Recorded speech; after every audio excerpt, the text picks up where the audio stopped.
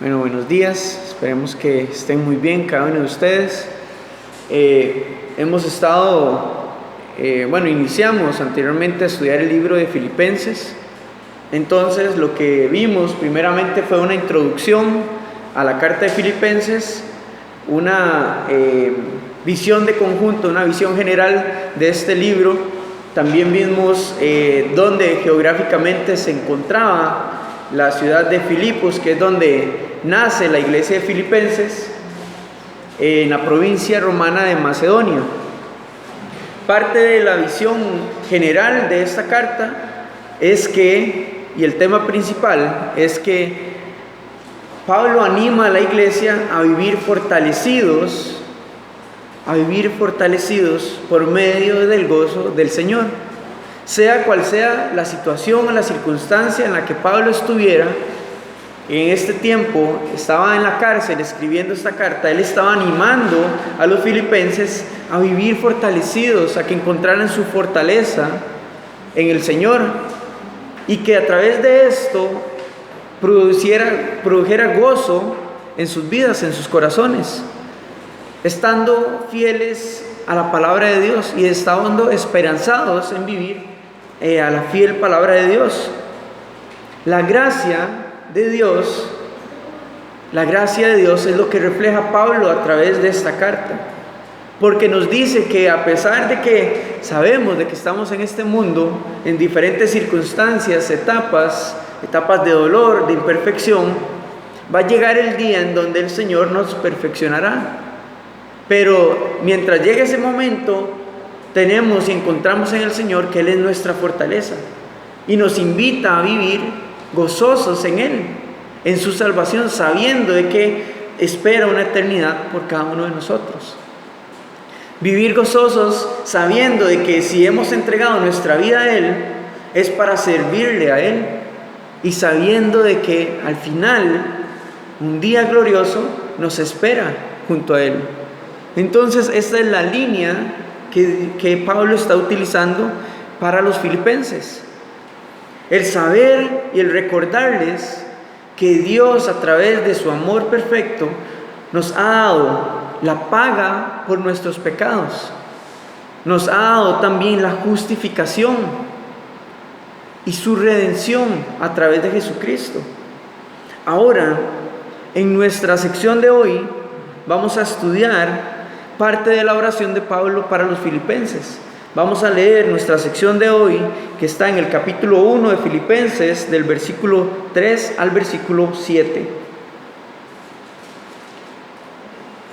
Capítulo 1 de Filipenses, versículo del 3 al 7.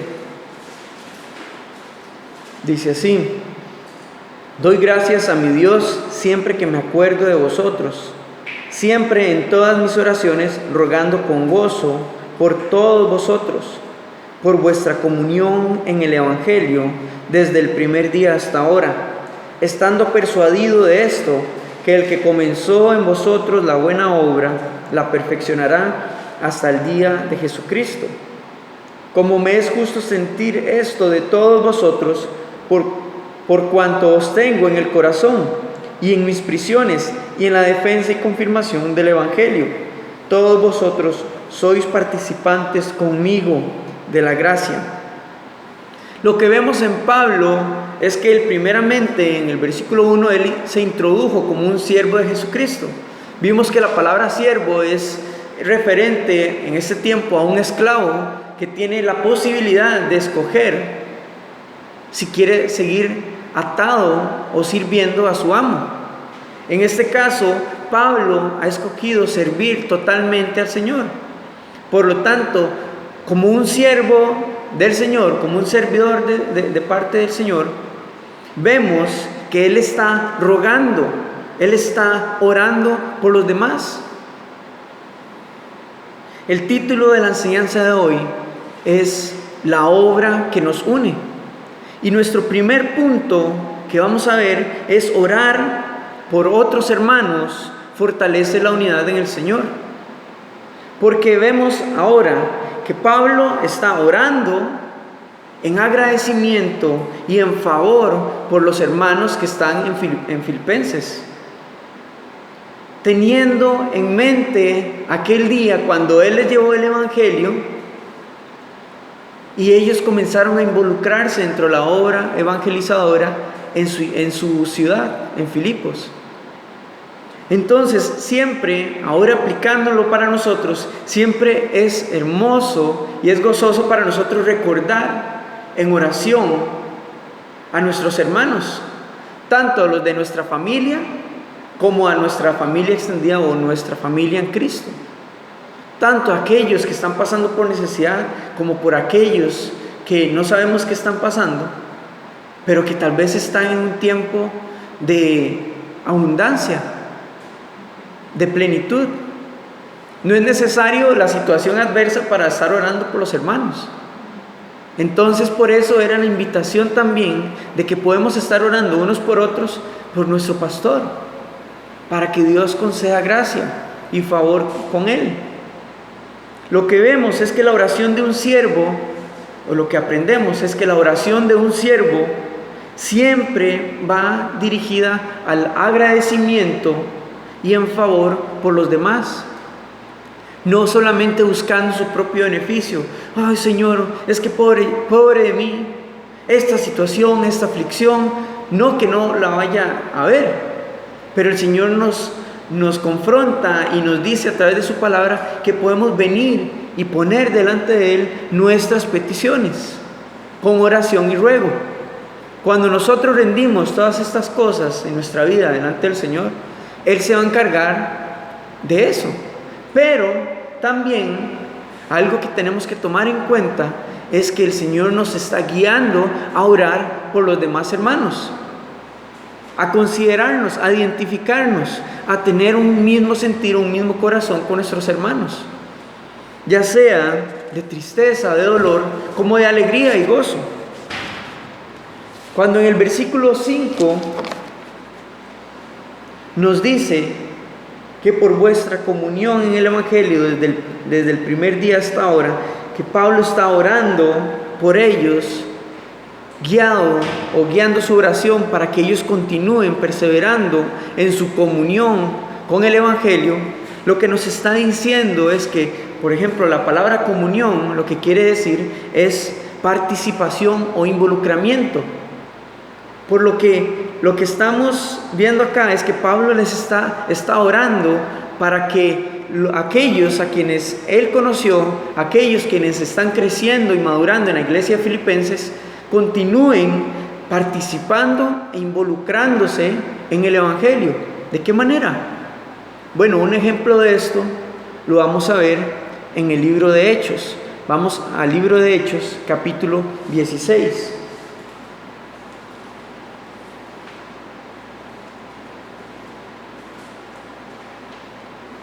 En Hechos, capítulo 16, a partir del versículo 14,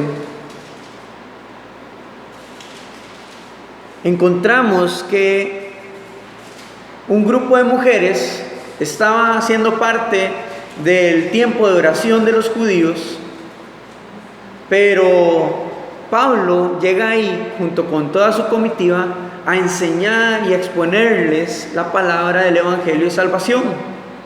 Y dentro de este grupo de mujeres que estaban escuchando el Evangelio, hay una en especial, Lidia. Vamos a leer a partir del del versículo 14.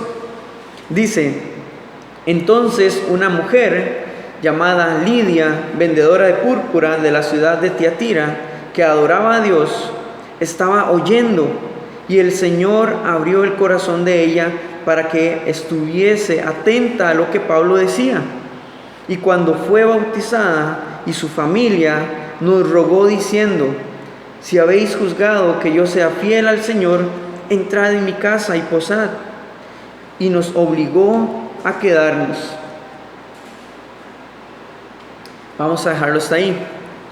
Lo que podemos ver es que Lidia, esta mujer, está recibiendo a Cristo en su corazón e inmediatamente está siendo parte del Evangelio, de la expansión del Evangelio de Cristo en su ciudad. ¿De qué manera? Abrió las puertas de su casa. Y esto es importante porque posiblemente ahí, exactamente en la casa de esta mujer, es donde inicia la iglesia de Filipenses, la primera iglesia en Europa. Entonces, lo que podemos ver y lo que podemos aprender acá es que no es necesario de que tengamos muchos años en el cristianismo para comenzar a ser partícipes o involucrarnos dentro de la obra del Evangelio de Cristo, sino que inmediatamente, apenas nosotros recibimos a Cristo en nuestro corazón, es rendir todo lo que tenemos delante del Señor, y el Señor va a utilizar los recursos que nosotros pongamos a su disposición de nuestra vida, y Él quiere usarnos. Eso es a lo que se refiere Pablo en estos versículos, rogando y orando para que cada uno de los miembros de la iglesia sigan involucrados en la obra del Señor. Vemos que la oración por los hermanos está generando un vínculo de unidad, porque esto es lo que provoca en nuestro corazón un amor y una pasión de hermandad dentro del cuerpo de Cristo. El desear lo mejor. ¿Y qué es lo mejor? Jesucristo. El que tiene a Cristo lo tiene todo. Y el desear que cada uno de nuestros hermanos continúe perseverando y avanzando y madurando en su vida de intimidad con el Señor, eso es un corazón, eso muestra un corazón de amor, de pasión, de deseo por los otros hermanos. Qué gratificante es saber que hermanos o amigos o amistades de años, algunos que tal vez no habían venido al Evangelio, ahora conocen de Cristo. O que aquellos a quienes conocimos cuando estaban iniciando en el Evangelio, ahora continúan perseverando y han seguido creciendo. Y Dios los está usando en diferentes áreas. Eso es de gran gozo. Y eso es para poder identificar el corazón de Pablo. Él ya tenía años de haber visitado Filipos y les escribe sabiendo quiénes son ellos, que han estado con Él en la oración y teniendo cuidado de Él en sus necesidades. Estas cosas pueden causar una emoción de gozo y un sentimiento de alegría, como también si hay hermanos que no han continuado en la fe y se han apartado del Señor, produce tristeza. Pero la línea de Pablo en este momento es de gozo, sabiendo y estando persuadido de que el Señor va a continuar la obra en ellos. Ahora, veamos la situación. Pablo está en la cárcel en Roma y les está hablando acerca del deseo y el ruego que está en su corazón en cada oración por sus hermanos. Entonces, lo que podemos aplicar a nuestras vidas acá la pregunta es, ¿cuánto estamos orando nosotros por los demás? Sea cual sea la situación en la que estemos, en la prueba o en la circunstancia. ¿Cuántos de nosotros tenemos una lista de personas por las cuales orar? Si no la tienen, yo le invito y le animo a que pueda usted hacer una lista con nombres de personas por las cuales Dios quiere que usted esté orando. Y si le es posible, hágaselo saber. Hey, hermano, hermana, estoy orando por usted. Hey, es que estoy orando por usted y esta palabra de ánimo. Porque muchas veces el Señor, bueno, no muchas veces, no, siempre quiere usarnos. Él siempre quiere hablarnos. Puede que usted pueda involucrar no solamente a sus hermanos de acá en la iglesia, a su familia, puede involucrar al pastor o a algunos otros hermanos que estén en la obra misionera, plantando iglesias en otros lugares y orando por ellos. Y usted está siendo partícipe de esto, se está involucrando en el Evangelio a través de la oración. Entonces lo animo a que pueda realizarlo, a que pueda hacerlo. Y usted va a ver resultados en su vida y en la vida de los demás. Y si puede, como le repito, hágaselo saber. Porque el saber que alguien está orando por nosotros, no sé si le ha pasado, pero cuando usted recibe un mensaje, hey, he estado orando por usted, tal vez la persona no sabía por qué estábamos pasando o qué decisión teníamos que tomar, y cuando recibimos ese mensaje, es como, wow, Dios, gracias. Porque vemos que la oración de otros es como una respuesta a nuestra oración.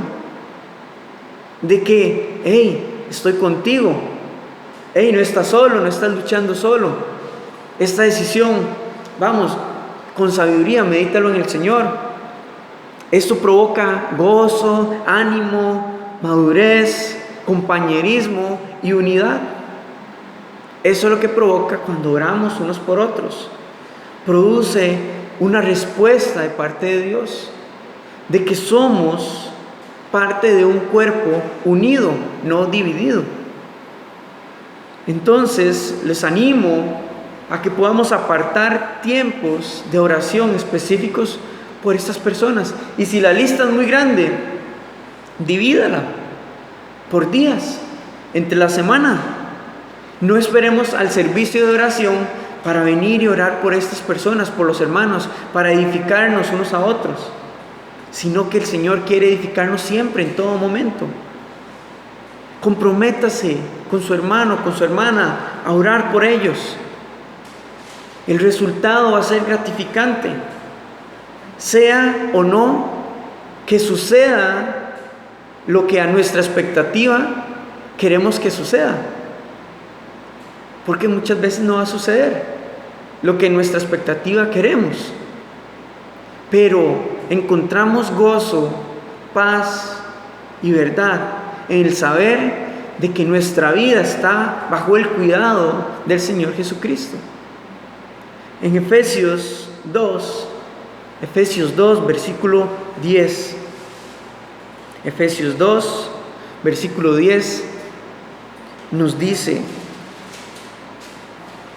somos su creación, creados en Cristo Jesús para buenas obras, las cuales Dios preparó de antemano para que anduviésemos en ellas. Cuando nos dice que hemos sido creados en Cristo Jesús para buenas obras, es que nos está hablando del nuevo nacimiento que hay cuando rendimos nuestra vida al Señor. Y Él nos ha llamado a salvación, nos ha llamado a un nuevo nacimiento para que andemos en buenas obras, en sus obras. Y parte de su obra es que seamos involucrados a través de la oración, de la intercesión, no solamente por medio de las obras en sí, sino que el Señor nos está llamando a involucrarnos de una manera más intencional en orar y hacer, guiados por el Señor. Entonces, el enfoque de esta oración de Pablo es fortalecer uno de los principios cristianos, y es el amor ágape. El amor ágape no solamente hacia Dios, sino hacia nuestros hermanos. Y el saber y estar convencidos de que Dios quiere continuar su obra, no solamente en nosotros, sino en nuestros hermanos y a través de ellos. Por eso es importante apoyarnos siempre en oración, el rogar con gozo y alegría, el identificarnos con nuestro hermano. Y esto llegamos al siguiente punto de nuestra enseñanza, que lo vemos en el versículo 6 de Filipenses 1. La obra de Cristo es buena y es perfecta. La obra de Cristo es buena y perfecta. Leamos nuevamente el versículo 6. Tengamos en mente de que Pablo está orando y rogando por sus hermanos. Y él continúa diciendo en el versículo 6, estando persuadido de esto, que el que comenzó en vosotros la buena obra, la perfeccionará hasta el día de Jesucristo. Lo que significa es que Pablo está convencido totalmente y completamente de que la obra que comenzó en Lidia, por ejemplo, y en los hermanos de la iglesia de Filipenses, en aquel día en el que ellos entregaron su vida a Cristo, Dios la continuará. Así es con el creyente. Dios continúa su obra en cada creyente. Pero recordemos que toda obra necesita un fundamento, una piedra angular. Y esa piedra angular, ese fundamento, es Jesucristo. Entonces, cuando el Señor pone ese fundamento, cuando nosotros permitimos que Dios ponga ese fundamento en nuestra vida, de Jesucristo, a la hora de aceptarlo en nuestro corazón, Él va a continuar su obra en nosotros, conforme nosotros le permitamos que trabaje en nosotros y a través de nosotros. No hay otro fundamento. Cuando Dios comienza la obra de salvación en una persona, Él la va a terminar y la va a perfeccionar. Y eso nos da una seguridad eterna como hijos de Dios. Cuando nos dice acá que Él la perfeccionará hasta el día de Jesucristo, se refiere al día en donde cada creyente va a recibir su recompensa y glorificación final. Cuando estemos delante del Señor Jesucristo y seamos perfeccionados, seamos transformados a nuestra gloria eterna, el ser como Jesús. Pero la pregunta es, ¿y qué pasa en medio, en ese lapso, entre donde estamos hoy y cuando llegue ese momento? Bueno, Él continuará su obra. Y eso quiere decir que fallaremos, que habrá tentación, que habrá dolor, llanto, tristeza, desánimo. Pero nos da una garantía, y es de que Él va a estar con nosotros siempre, de que Él va a continuar conforme nosotros rindamos todo a Él. Y esa es su gracia. Esa es la gracia que nos alcanza, de que aunque fallemos, Él es misericordioso y nos da el favor de poder llegar delante de su trono y decirle: Señor, aquí estoy nuevamente, me está costando de esta manera, esto y esta área, pero Él continuará trabajando hasta que lleguemos allá, ya sea o que Él venga por nosotros o que nos llame a su presencia. Él continuará su obra y la perfeccionará. Y esa es nuestra esperanza.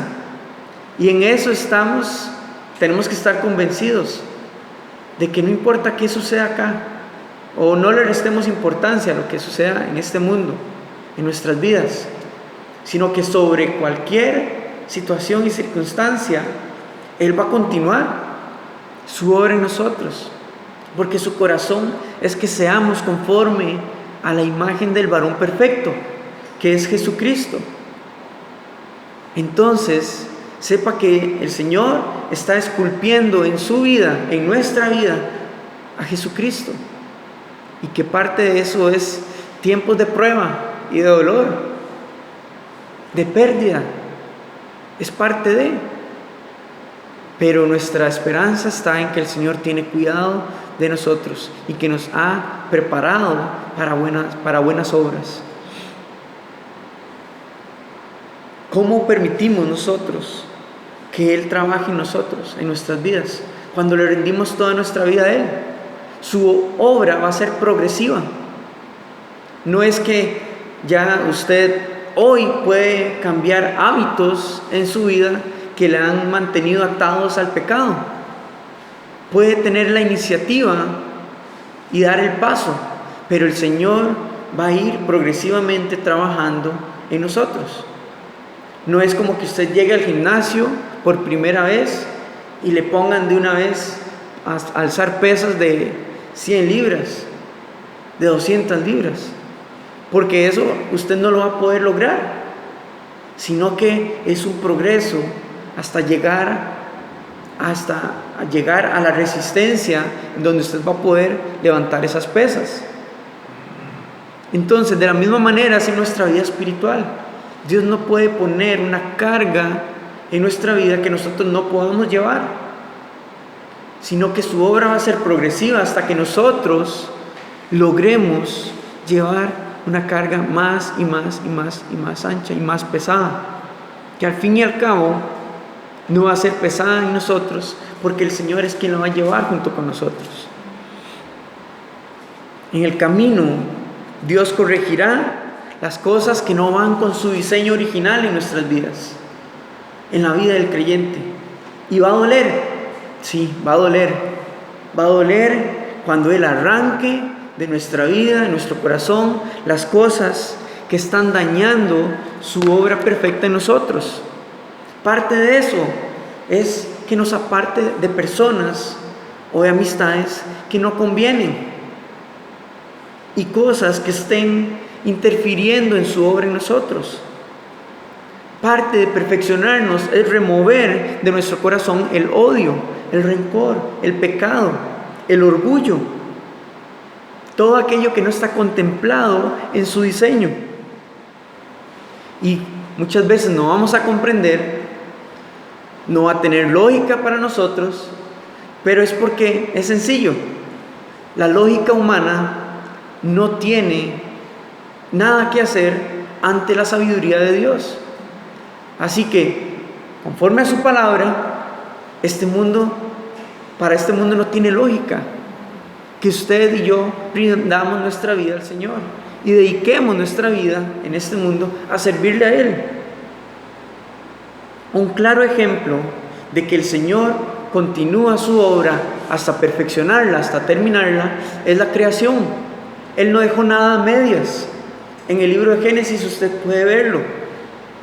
Él completó la creación y dice que fue buena en gran manera cuando Él la contempló. Y un ejemplo muy claro de que Él continúa en nosotros, de que el lugar de trabajo del Señor es en nuestro corazón, en lo perdurable, no en lo temporal, lo vemos en 2 Corintios capítulo 4. 2 Corintios 4:16. Vamos a leerlo. 2 Corintios 4:16. Porque es que si el Señor se ha ocupado de estos cuerpos mortales que perecerán, ¿cuánto más no se va a ocupar de nuestro espíritu, nuestra alma, de nuestra vida que va a perdurar eternamente? Tengamos en mente eso, que el Señor, si ha tenido cuidado de qué vestimos, de qué comemos, de dónde vivimos, con aún más razón tendrá cuidado de nuestra vida espiritual. 2 Corintios 4:16 dice: por tanto, no desmayamos. Antes, aunque nuestro hombre exterior se va desgastando, el interior, no obstante, se renueva de día en día. Entonces, no nos rindamos, no desfallezcamos, no perdamos ánimo, no renunciemos al trato del Señor con nosotros. No se limite a su capacidad de entender, porque hay muchas cosas que no tienen sentido humano, pero no quiere decir que el Señor no esté trabajando. Este cuerpo, sí, se desgastará, envejecerá, se enfermará, pero el lugar en donde el Señor nos quiere renovar y fortalecer día con día es en nuestro espíritu, en nuestro hombre interior, en nuestro ser. Porque recordemos que a quien está esculpiendo en nuestra vida es a Jesucristo, no a un hombre exitoso en este mundo, con muchos títulos o con mucha abundancia de cosas materiales. No, están esculpiendo a Jesucristo, un siervo de todos. Y ahí es donde el Señor nos va a fortalecer, porque ese es su trabajo, el ir poco a poco, progresivamente, llevándonos a parecernos más a Jesús. Nuestro siguiente punto lo encontramos en el versículo 7. Somos uno en Cristo, por su gracia y su evangelio, por su salvación. Todos somos uno. nos guste o no, porque el único camino que nos va a unir es Jesucristo. Versículo 7 dice: como me es justo sentir esto de todos vosotros, por cuanto os tengo en el corazón y en mis prisiones y en la defensa y confirmación del Evangelio. Todos vosotros sois participantes conmigo de la gracia. Para Pablo era justo sentir este gozo y alegría en su corazón, porque él fue el instrumento que el Señor usó en aquel momento para evangelizar la ciudad de Filipos, para iniciar con la iglesia ahí. Y cuando él dice: os tengo en el corazón, en mis prisiones, en la defensa y confirmación del Evangelio, nos da la perspectiva emocional de Pablo. Cuán profundo es el amor que él tiene por sus hermanos, a quienes él ha evangelizado, a quienes les ha enseñado y por quien tiene cuidado. Entonces podemos ver no solamente el amor ágape, que solamente puede venir de parte de Dios, sino el amor fileo, que es el del compañerismo y la hermandad dentro del cuerpo de Cristo. Ambos términos unidos por la iglesia. Por eso Él les dice: los tengo en mi corazón, y en todo lugar donde vaya, ahí los llevo en mi memoria y en mi corazón, porque les amo. Esto los hace participantes junto con Pablo de la gracia, porque Pablo sabe que estas personas han tenido cuidado de él, han enviado ofrendas para él, para que él pueda continuar su ministerio, incluso dentro de la cárcel, para que poder proveer para sus necesidades. Entonces él sabe quiénes están con él. ¿Y cómo está respondiendo Pablo? Bueno, a través de esta carta, diciéndoles y expresándoles: gracias por su cuidado, yo estoy orando por ustedes también. Teniendo cuidado tal vez no en lo material, en lo físico, pero sí en lo espiritual, orando por cada uno de ustedes. Entonces, es justo para nosotros, hermanos, poder sentir gozo y ánimo por la obra de Dios en otros hermanos y a través de otros hermanos. Es justo para nosotros, porque esto nos beneficia a todos. Somos un mismo cuerpo y nuestro anhelo y deseo es buscar el crecimiento de todos de manera conjunta, de manera íntegra. O usted no ve a veces que la mano derecha quiera crecer más que la izquierda, o que se desarrolle y siga desarrollándose más que la izquierda. Ese no es el diseño original. O que un pie se vaya a desarrollar más que el otro pie. Eso no es el diseño original. El sentido original de nuestro cuerpo es que crezca todo uniformemente, y es el mismo corazón de parte del Señor para el cuerpo de su iglesia, que todos podamos madurar y crecer de manera conjunta. Y parte de eso es que si mi hermano está herido, poder ver cómo poder ayudar a sanar. No que seamos superhéroes, pero los recursos principales que tenemos es la oración y nuestro tiempo, para poder animar, para poder visitar y poder exhortar y restaurar y levantar a nuestro hermano en oración primeramente. Es justo llorar, es justo dolernos, entristecernos con nuestros hermanos en sus dificultades, pero sabiendo siempre que la garantía que tenemos este mundo no nos la puede dar. Solamente el Señor, que es la vida eterna, que es un gozo eterno, y es un gran privilegio que tenemos. Es un gran privilegio el que tenemos, y un milagro también poderoso, el saber que somos imperfectos, seres humanos, pero que aún así el Creador de todo, los cielos y la tierra, del universo, ha tenido cuidado de nosotros, de querer involucrarnos dentro de su obra, en otros hermanos y a través de ellos. Dígame si no es un milagro que el Señor, sabiendo que somos imperfectos, nos quiera usar para su gloria, para su obra.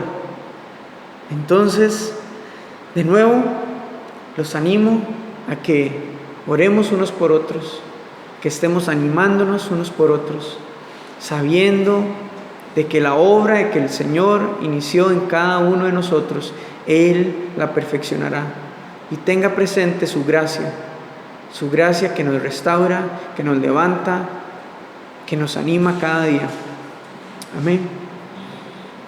Señor, te damos gracias en esta mañana por tu palabra, gracias por este ánimo, gracias, Señor, por esta exhortación que tú nos estás hablando, que nos estás inquietando a salir de nuestra comodidad, de nuestra zona de confort y buscar cómo poder activarnos, Señor, en ti, a través de la oración, a través de tener este corazón alineado al tuyo.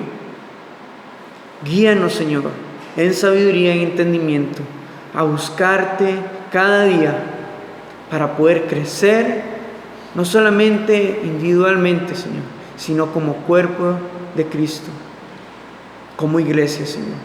Te damos toda la gloria y la honra a ti, en el nombre de Jesús. Amén.